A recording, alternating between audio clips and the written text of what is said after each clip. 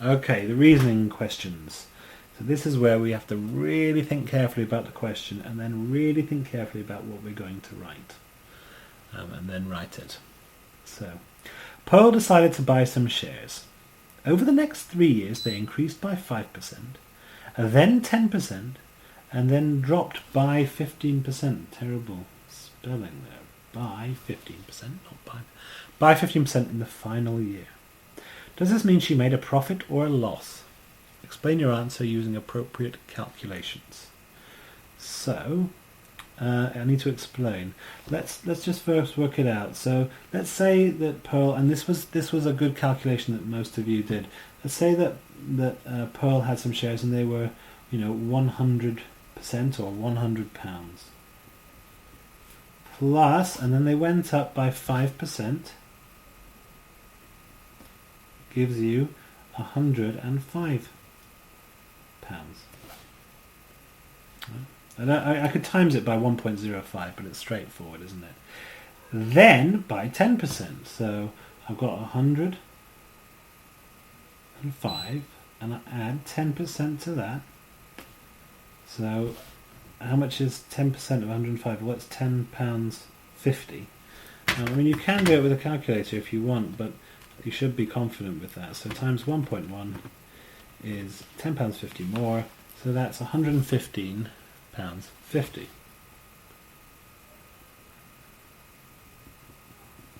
Then, in the final year, they go down 15%. So, if I'm going down 15%, I'm going to, this time I will use my multiplier.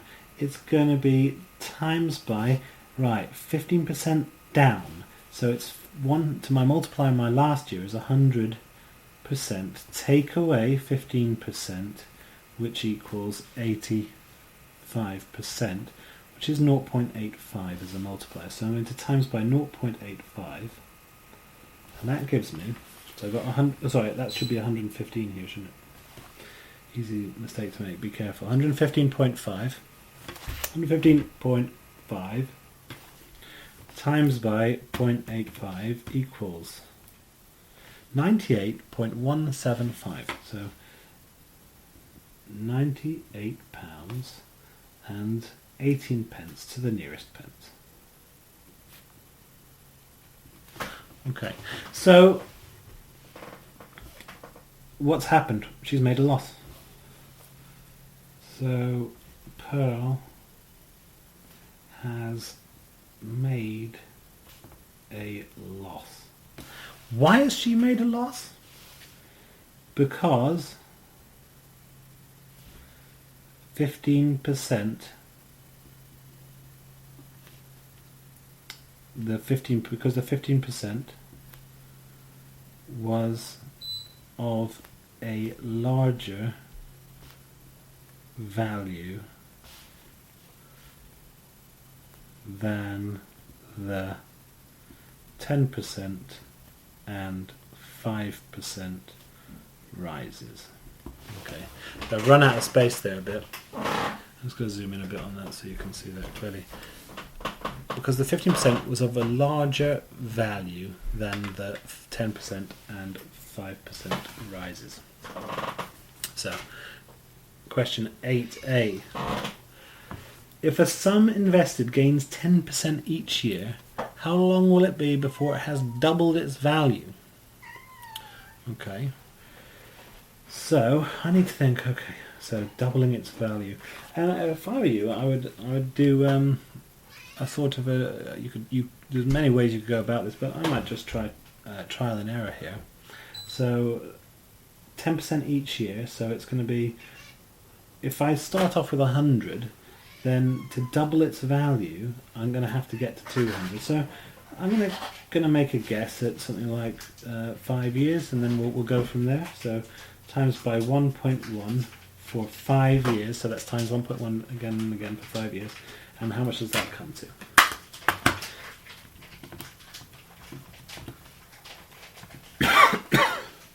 £161. So I'm not really particularly close. £161 at this point. So I'm going to try again. 100 times by 1.1 for 7 years.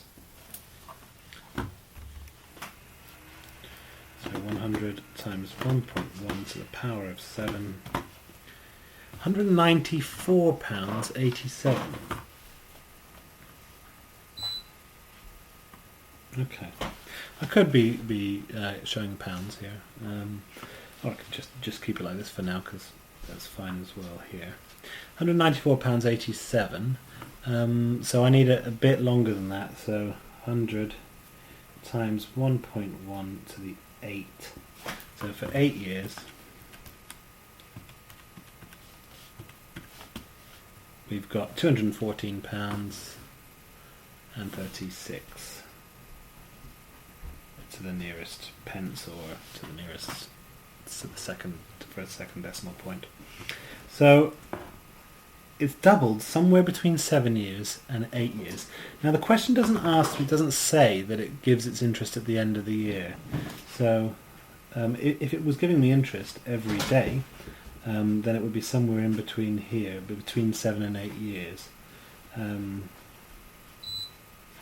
So between 7 and 8 years. Okay, so I mean, and if it's at the end of the year, it would be after 8 years. So something like that. If giving interest at the end of the 8 years there. Okay. If an object depreciates in value, depreciates goes down, right? Depreciates means goes down in value by 10% each year. How long will it be until only half the original value remains? So I'm going to do the same sort of thing. I'll start with 100, and if it goes down by 10%, my multiplier is 0.9, and let's make a guess at 5 again. So 100 times 0.9 power of 5.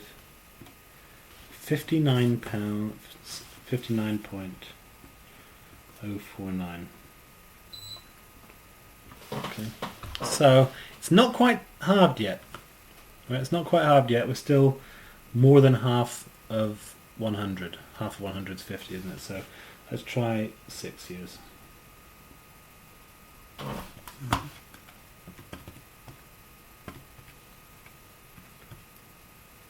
£53.14, much closer.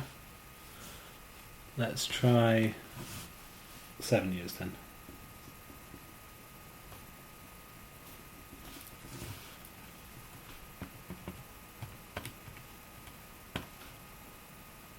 Oh, it's gone below the £50, so 47.83. So okay, so between 6 and 7 years.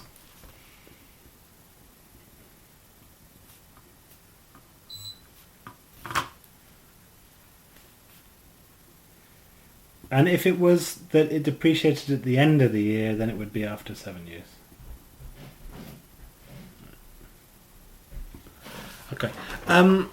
Why? Now here's the bit which I think very, very few people, people struggle with. This is a very difficult thing to get your head around. Why aren't these two answers the same? Explain with appropriate calculations. Well, we've got some pretty appropriate calculations here. Explain why they aren't the same. Okay. So why is halving taking less time than doubling? Well, actually, when you're doubling, look at after 5 years.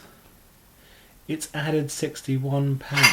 But after 5 years here, only £41 has been taken away. So it is doubling more quickly than it's it's increasing at a greater rate than it's decreasing. That's true. But when you're halving, you've only got to go from 100 to 50.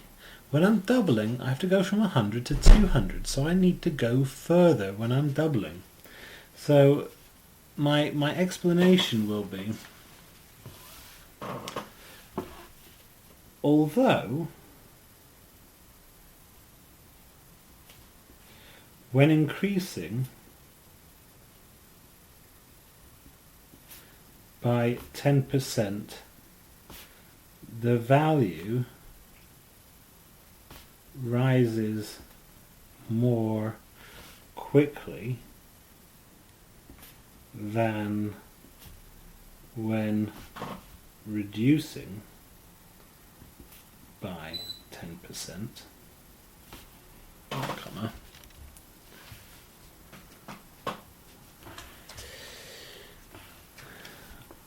I only have to reduce by half of the absolute. Absolute in this case means that the numerical value, not the percentage value, the absolute value. Okay, that is hard to get your head around. So I'm going to give an example, because it wants us to give an example with appropriate calculations, e.g. 100 times 2 is 200, and so the difference of 100, but 100 divided by 2 is 50, difference of 50. That is really tricky one to get your head around, so I'm just going to zoom.